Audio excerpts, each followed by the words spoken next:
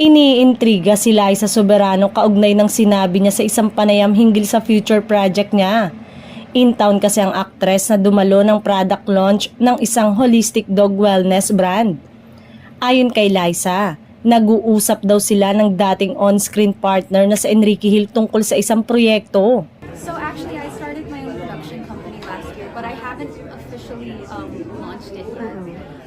But yeah, Ken and I were discussing because he's also producing as well, and Kinumpirma rin niya na may nakatakda siyang gagawing pelikula sa bansa ngayong taon na posibleng simulan niya sa Oktubre.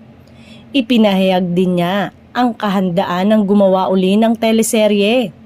Umani naman ang samot-saring reaksyon sa netizen ang kanyang naging pahayag. Eto ang ilan sa kanilang mga komento.